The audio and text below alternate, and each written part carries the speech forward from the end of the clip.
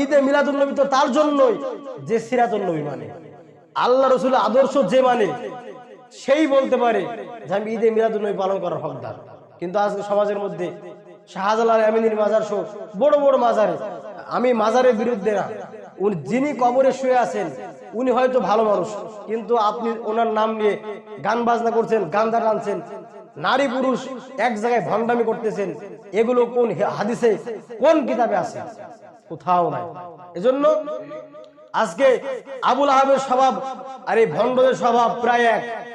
আবুল আহাব রসুলের জন্মে খুশি হয়ে, ঈদে মিলাদুন নবীতে খুশি হয়ে বান্দি দাসী আজাদ করে দিল, কিন্তু যখনই ওই রসুল আবার রসুলের সিরাতের দাওয়াত দিলেন, আদর্শের দাওয়াত দিলেন, তখন আবুল আহাব রসুলকে গ্রহণ করেন নাই।